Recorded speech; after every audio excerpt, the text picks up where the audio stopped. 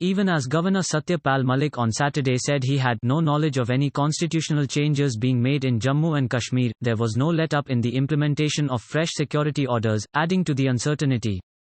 Meanwhile, Pakistan made fresh bids to attack forward posts in the state, according to the army. The state has no knowledge of any changes to constitutional provisions, Mr. Malik told a National Conference (NC) delegation, led by its Vice President Omar Abdullah, in Srinagar. A pure security measure is being mixed up with issues with which it has no connection, he asserted. On the evacuation of pilgrims and tourists, Mr. Malik said they were vulnerable groups in case of any terrorist or fedayeen attack. Mr. Abdullah said Mr. Malik assured him that there was no initiative in progress to remove Article 35A, start delimitation or trifurcate J&K, however, the centre needs to assure people of the state on the floor of Parliament, he said. Airlines told to keep fares in check as 6,000 fly out of Srinagar. Kashmir is in a grip of panic.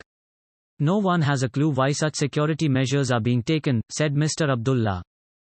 Police sources said satellite phones and closed-group mobile phone sets were distributed in central, north and south Kashmir among the security officials to deal with the law and order situation in case of downing the entire communications network in J&K.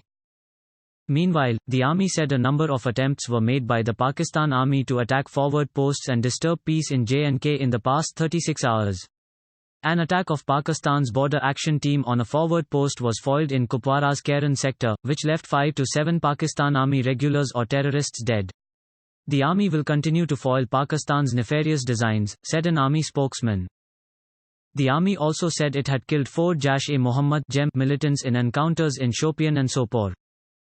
Meanwhile, in the wake of a travel advisory to leave, hundreds of pilgrims, tourists and even students of the National Institute of Technology (NIT) decided to flee the valley. Congress seeks PM statement in Parliament on J&K. In another move, hundreds of Sashastra Seema Bal (SSB) personnel were stationed in civilian installations like government hostels, degree colleges and government buildings in the valley. The local police stations were augmented with fresh troops from the outside, said a top police official.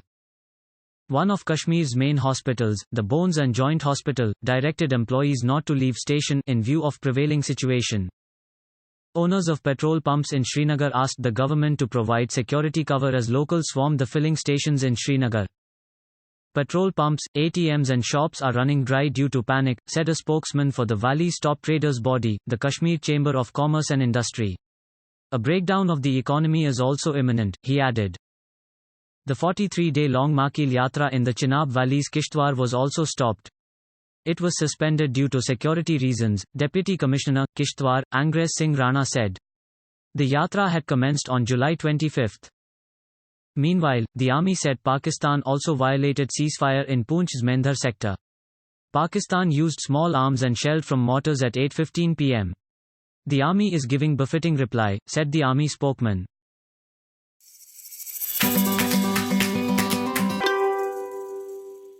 The Union Home Ministry sanctioned prosecution of more than 400 terror suspects in the past 3 years, with the maximum number granted in June this year.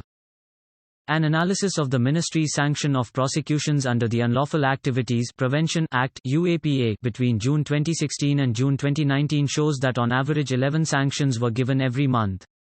The sanction is given to file a charge sheet against suspects in terror offences. Under the UAPA, the investigating agency can take up to 180 days after the arrest to file the charge sheet and seek a further extension from the court.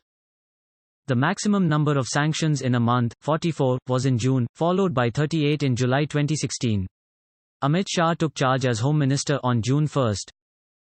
Mr. Shah informed the Rajya Sabha on Friday that the Nodal Counter-Terrorism Agency, the National Investigation Agency (NIA), registered 278 terror cases since its inception in 2008, of which charge sheets were filed in 204 cases.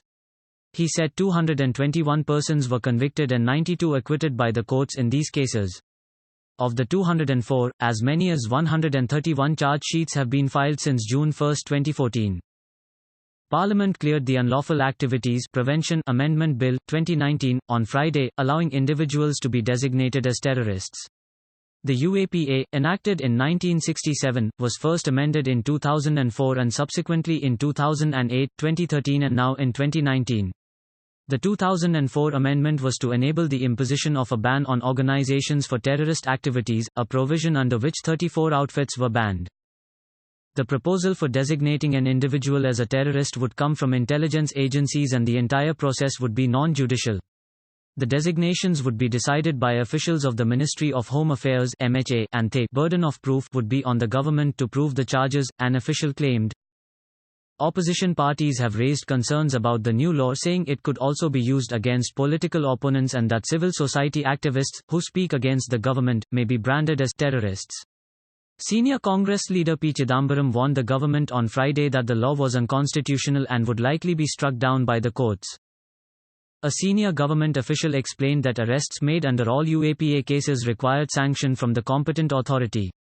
Under the Unlawful Activities Prevention, Recommendation and Sanction of Prosecution Rules 2008, the competent authority in the Home Ministry or the state government has to give sanction within 7 days after being approached by the investigating agency.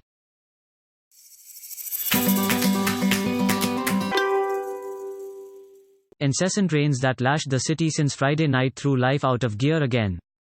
Commuters on the Central Railway line were the worst affected, while other forms of commute, too, witnessed disruptions. The India Meteorological Department (IMD) recorded 52.2 mm rainfall at the Colaba Observatory and 83.8 mm at the Santa Cruz Observatory till 8:30 p.m. on Saturday. The city witnessed 35.67 mm rainfall, while the eastern and western suburbs had recorded 64.88 mm and 68.20 mm rainfall respectively. The city corporation declared a holiday for all public and private schools in light of the rains.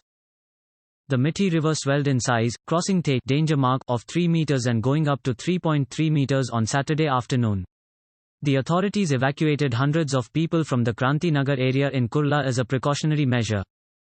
The rains had a direct effect on the commute, with rail, road and air travel being affected. A spokesperson for the Chhatrapati Shivaji International Airport said delays of up to 38 minutes in arriving flights and up to 49 minutes for departures were observed on Saturday, but no flights were cancelled.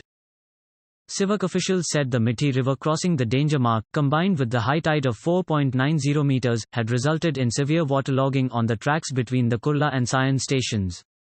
Train services were completely suspended from 1:55 p.m. to 5:30 p.m., after which trains were run up to Kurla and from Dadar to the Chhatrapati Shivaji Maharaj terminus before services could limp back to normal. Several trains stopped midway and commuters, after waiting for over 2 hours, started jumping off the trains and walking on the tracks till they reached the nearest railway station. The Western Line did not witness any significant delays in services. However, on the Harbour Line, a part of the footover bridge between Chembur and Govindi stations collapsed on the overhead wires, resulting in services being suspended till 6:32 p.m. Stranded passengers at CSMT, Dadar and Kurla stations were given refuge at Manohardas School, Borabazar, Gokhale Municipal School at Bhavani Shankar Road, and Moreshwar Patankar School at Kurla West, as per the orders of the Additional Municipal Commissioner (WS). They were provided with water, tea and snacks at the relief camps, an official with the Mumbai Municipal Corporation said. On the road front, due to very heavy rainfall, water logging was recorded in Sion, Wadala, Chembur, Vidyavihar and Ghatkopar in the central and eastern suburbs, and in the Andheri subway, Milan subway, Meghwadi, National College, Bandra, Akriti Mall, Andheri, and Reliance Junction in Borivali in the western suburbs. Vehicular traffic at King Circle, Antop Hill, Hindmata Junction, Samaj Mandir Hall, Pratiksha Nagar, Vihar Lake, Sheetal Cinema, Kurla, Oberoi Junction, Malad and several other areas had to be rerouted due to the heavy rainfall, Mumbai traffic police officials said.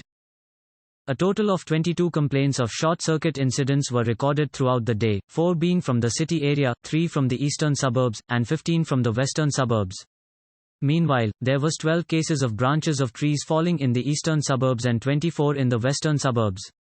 Further, the eastern suburbs recorded 2 wall-house collapses, while 5 such complaints were received in the western suburbs. No casualties were reported, a civic official said.